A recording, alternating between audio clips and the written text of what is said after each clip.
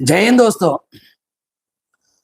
मैं air veteran corporal मोहनरंगन Chennai से। दोस्तों कल एक एफटी का जजमेंट था प्रिंसिपल बेंच में ऑनरी नैब सूबेदार 2006 से पहले वालों का। जो मैंने सोचा था वैसे निकला जजमेंट। मैं शुरू से यही कह रहा हूं ना, ये हमारे जो सरकार कंगाल हो गया वो दे नहीं सकता, क्योंकि हजारों करोड़ से ऊपर लोगों को देना पड़ेगा। इसलिए जो है सबके पेट में लात मार दिया। कानून क्या है इसके बारे में किसी को कोई फिक्र नहीं है। दोस्तों ये ऑनरी नैब सूबेदार का जो मुद्दा है वो आरोपी के बाद बहुत ज्यादा हो गया। उससे पहले लोगों ने कोर्ट में केस किया 7,750 के हिसाब से उन सबको जो है अरियस मिला था पहले। फिर बाद में निकला सर्कुलर 568 मिनिमम गारंटीड पेंशन। ये सर्कुलर 568 में क्या है, ऑनरी नैब सूबेदार को जो है नैब सूबेदार की बराबर देने के लिए ऑर्डर 631 में आया। लेकिन जिन लोगों ने कोर्ट के माध्यम से जो 7,750 लिया है और कुछ फैमिली पेंशनर जो जिनका हस्बैंड 80-90 के दौरान जिनका मृत्यु हुआ, उन पेंशन उस फैमिली पेंशनर्स को भी 7,750 का 60% के हिसाब से मिला था। इन सबको जो है 8,330 के बराबर जो है सर्कुलर 568 आने के बाद मिला। बहुत लोग जो है कोर्ट में गए नहीं थे, बहुत लोग, क्योंकि एक तरफ तो उनको मालूम नहीं था ऐसी चीज, दूसरा क्या, अरे देगा तो गवर्नमेंट सबको देगा। तो आप सबको मालूम है सर्कुलर 631 आया और 31 के माध्यम सर्कुलर 631 की वजह से सबको 8,330 का जो है बेसिक फिक्स करके 2014 तक दिया। दोस्तों ये 8,330 क्या है? ये मिनिमम गारंटीड पेंशन एक नायब सूबेदार का, यानी कि एक नायब सूबेदार का जो ग्रेड पे छठा पे कमीशन में 4,200 रुपए या 4,200, एक हवलदार का है 2,800। ऑनरी नायब सूबेदार को जो है हवलदार की बराबर ग्रेड पे दिया था 2,800 और सर्कुलर 568 की वजह से सबका जो है ग्रेड पे हो गया था 4,200। अब मामला कहां फंस गया था कि ओआरओपी पहले सर्कुलर ओआरओपी का सर्कुलर पहले निकला, तो ओआरओपी का सर्कुलर की वजह से सबको 2,800 ग्रेड पे के हिसाब से 8,425 मिला था। मैं जो कह रहा हूं 24 साल का,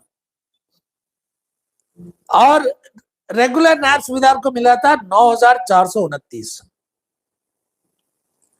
अब लोगों ने यही सोचा कि भाई चलो ठीक है, आगे जाके हमें 2014 से लेके आगे मिलेगा। दोस्तों सर्कुलर 631 आने से पहले, अगर मैं गलत ना हो तो 2019-20 के आसपास मैंने 3-4 वीडियो निकाला था। मैंने एक व्हाट्सएप लिंक खोला था, सारे ऑनरी नैब सूबेदार जो है उस लिंक क्लिक करके एक साथ हो जाओ, ताकि हमें पता चले कि हिंदुस्तान के अंदर कितने ऐसे ऑनरी नैब सूबेदार हैं जो 2006 से पहले रिटायर हुए और 2006 से पहले कितने लोगों का मृत्यु हुआ। यही जानने के लिए मैंने व्हाट्सएप लिंक 2-3 व्हाट्सएप लिंक खोला था। दोस्तों दुख किस बात की है, सिर्फ 50-60 लोग जो है उसमें उस लिंक को क्लिक करके उस व्हाट्सएप ग्रुप में आए थे। दोस्तों हमारे में एक कहावत है, जो आदमी दूसरों का दर्द को अपना नहीं समझता है ना, वो सोसाइटी कभी आगे नहीं बढ़ सकता। हम लोग इसीलिए मतलब आप लोगों के लिए लड़ रहे हैं ताकि हमारी सोसाइटी आगे बढ़ सकते। लोगों ने यही ओपनली कहा था, अरे गवर्नमेंट अपने आप देगा, गवर्नमेंट अपने आप देगा। जब इतना दे दिया तो आगे उनको क्या प्रॉब्लम है। इसी दौरान बहुत लोगों ने मेरे से सलाह लिया कि सर आगे कोर्ट में केस करो, केस करो। मैंने सबको मना किया। मैंने कहा अभी जितने लोगों ने केस डाला है वो सब पेंडिंग पड़ा है, आप कोई केस मत डालना, देखते हैं आगे क्या होता है। क्योंकि मुझे मालूम था ये गवर्नमेंट किसी को कुछ नहीं देने वाला है। इस गवर्नमेंट के सामने ना कोई कानून है, कुछ नहीं है। क्योंकि जो प्रिंसिपल बेंच जिन लोगों ने जजमेंट दिया है, इन्हीं लोगों का एक जजमेंट है कि सबको जो है नायब सूबेदार की बराबर की जो जजमेंट दिया, अब प्रिंसिपल बेंच में जाके सब उल्टा हो गया। और इसी के लिए मतलब इतना दिन मतलब ये वेट कर रहा था कि तकरीबन 1 साल हो गया, जजमेंट रिजर्व, जजमेंट रिजर्व। अंग्रेजी में एक कहावत है, justice delayed is justice denied. यहां पे यही हुआ। किसी भी कोर्ट के जजमेंट के खिलाफ हम बात नहीं कर सकते, इसलिए हम कोर्ट की जजमेंट के खिलाफ बात नहीं कर रहे हैं। लेकिन जो हमने सोचा वही हुआ। हमारे जितने भी जो है ना ऑनरी नायब सूबेदार अभी तक सो रहे थे, अभी तक यही सोच रहे थे कि दूसरों को मिलेगा तो मुझे मिलेगा, अभी तो जागो, अभी तो जागो। अब सोचो आगे क्या करना। दोस्तों अभी आज मैंने एक वीडियो देखा, अभी 5-10 मिनट पहले। एक नायब सूबेदार है जो हमेशा बोर्ड के पीछे लिख के लोगों को समझाने वाला, बोला कि नायब ऑनरी नायब सूबेदार एक रैंक है। फलाना डिकाना क्या क्या बता रहा था। अब उनके पास कोई शब्द नहीं है ये जजमेंट सुनने के बाद। अब ये कह रहा है कि मतलब दूसरों की बहकावे में मत आना। आप जाओ हाई सुप्रीम कोर्ट में जाओ और सुप्रीम कोर्ट में ऐसे आदमी को आप चुनो कि जो दिल्ली में है आपको मदद करने वाला। अब देखो ये क्या हिंट दे रहा है कि मुझे कोई पैसा नहीं चाहिए, ये बंदा दिल्ली में रहता है। ये इनडायरेक्टली बता रहा है, क्योंकि लोग यही पूछेंगे ना, सर आप हमारे लिए कुछ करो। दोस्तों कोई किसी के लिए कुछ नहीं कर सकता। अब मैं अभी लिख के दे रहा हूं आपको। मैंने 3 साल पहले, मैंने आप लोगों को 3 साल पहले मैंने एक ही चीज बताया था कि ऑनरी नायब सूबेदार का कानून क्या है। उस कानून के बारे में आज तक किसी ने बात ही नहीं किया, बात ही नहीं किया। क्यों नहीं किया?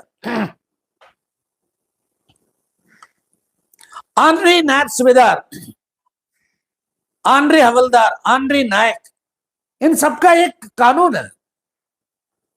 सबसे पहला कानून ऑनरी नायक का जो है, 1 रुपया टीएस नायक से, मतलब सॉरी पक्का नायक से 1 रुपया कम। ऑनरी हवलदार, पक्का हवलदार से 1 रुपया कम। अब आते हैं ऑनरी नायब सूबेदार का कानून क्या है।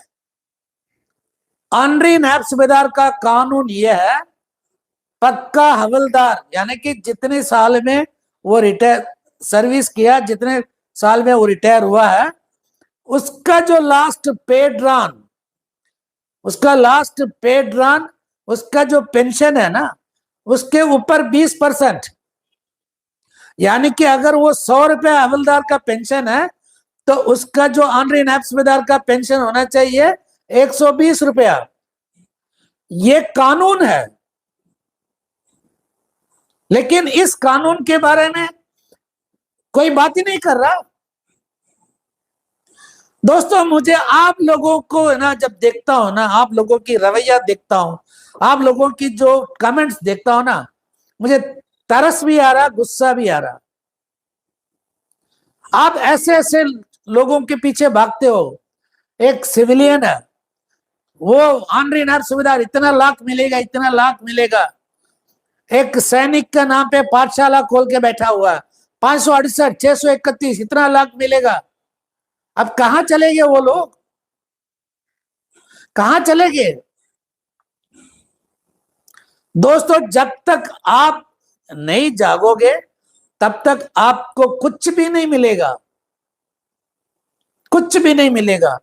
किसी दूसरों की सहारा, किसी दूसरों की बल पे, किसी दूसरों की वेलफेयर अगर उसको मिलेगा तो मुझे मिलेगा।